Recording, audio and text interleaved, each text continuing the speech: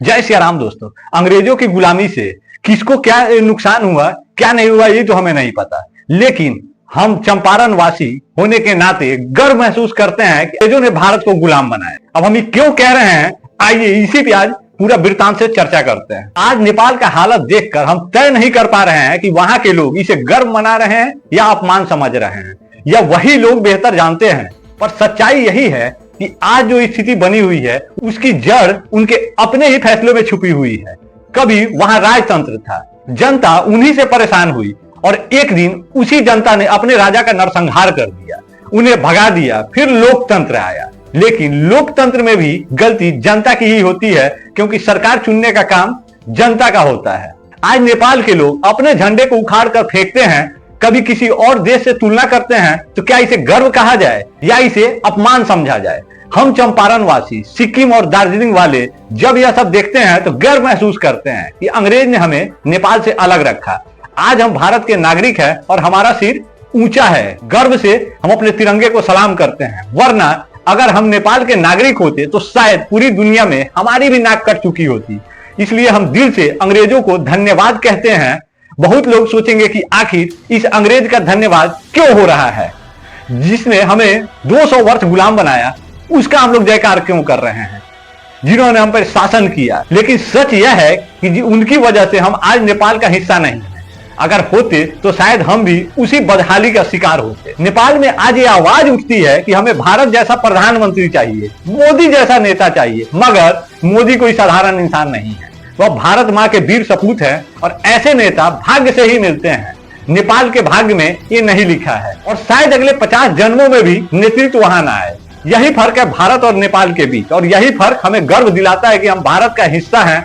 और यहीं से शुरू होती है वह कहानी जिसने इसे पूरे क्षेत्र की किस्मत बदल दी थी, सुगौली संधि की कहानी। हाँ, सुगौली संधि की कहानी वही है अंग्रेजों का चंपारण को और हम लोगों को गौरवान्वित करने का मुख्य उद्देश्य। आइए आज हम लोग जानते हैं कि सुगौली का संधि आखिर था क्या। बहुत पुरानी बात है।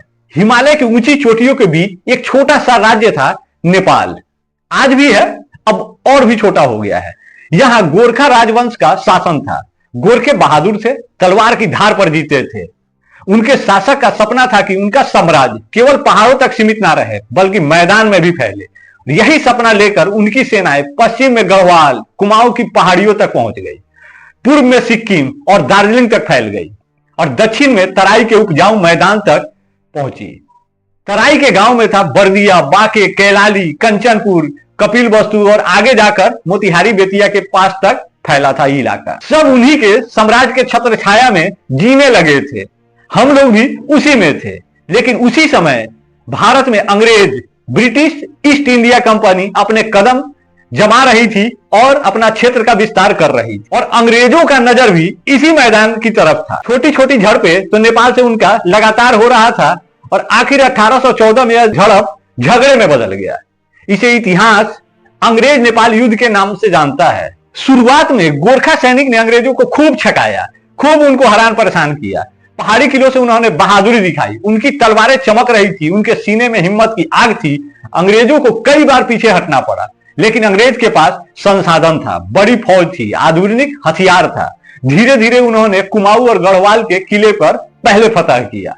जनरल डेविड ऑफ लोनी की अगुवाई में अंग्रेज की टुकड़ियां एक एक करके पहाड़ी दर्रे और किले कब्जे में लेती चली गई। नेपाल के शासक ने देखा कि अब हालत काबू से बेकाबू हो रहा है, काठमांडू तक खतरा पहुंच गया है। मजबूरी में शांति की बात करनी पड़ी। दिसंबर 1815 की एक ठंडी सुबह थी, जब बिहार के मोतिहारी जिले के एक छोटे से गांव सुगौली में दोनों पक्ष, अंग्रेज और नेपाली शासक, आमने सामने बैठकर इतिहास लिखे। कलम उठा, मुहर लगा और एक दस्तखत ने पूरे नेपाल का भाग्य बदल दिया। और हम चंपारण वासियों को गर्व से आज जो अनुभूति करा रहा है उसी का देन था। यही था सुगौली संधि, जो 4 मार्च 1816 को लागू हो गया। इस संधि के बाद नेपाल को अपने विशाल क्षेत्र से हाथ धोना पड़ गया।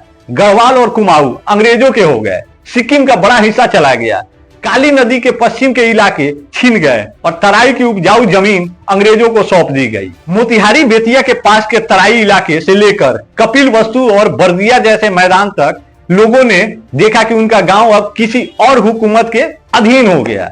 जो किसान कल तक नेपाल सरकार को, नेपाल के राजा को कर देते थे, आज वही किसान अंग्रेजों के आदेश के अधीन हो गए। ये गर्व का बात था। उस समय लोगों को लगा होगा कि नहीं ये गलत है, लेकिन आज हम लोग देख रहे हैं उस नजरिए से बहुत ही गर्व का क्षण था।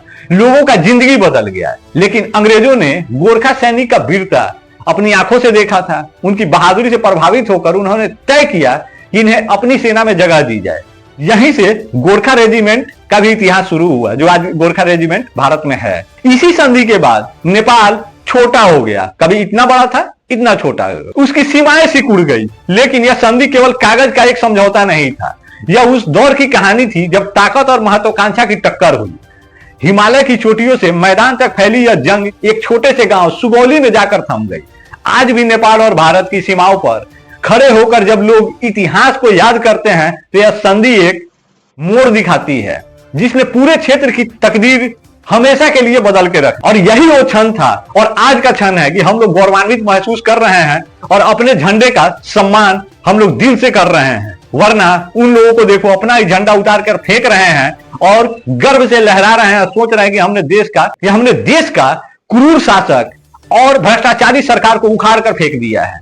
क्रूर शासक हो या भ्रष्टाचारी शासक हो, इसे चुना आपके पूर्वजों ने था या आपके गार्जियनों ने था। उन्हीं का देन है कि वो आज सत्ता में थे। लेकिन आप जेन जी का बड़ा शोर चल रहा है, आप समझ रहे हैं कि आपने उखाड़ के फेंक दिया है। किसके इशारे पे आपने फेंक दिया है और इससे आपने क्या हासिल कर लिया है? 2008 से लेके 2025 तक कोई भी सत्ता वहां पे टिक नहीं पाया है। राजतंत्र 2008 में खत्म हुआ नरसंहार करके।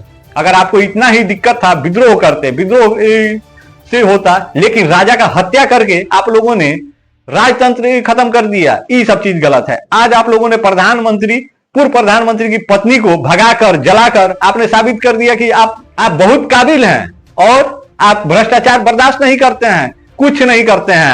आप लोग सिर्फ लालची हैं, छोटे से लालच में हर काम करते हैं। अगर आप लोग विद्रोही थे तो जब इस्तीफा दे चुके थे तो किसी को जलाना, दुकानें लूट लेना, संसद भवन लूट लेना, न्यायपालिका तबाह कर देना, ये सब चीज साबित करता है कि आप लोग विद्रोही नहीं थे, आप लोग कुलद्रोही थे।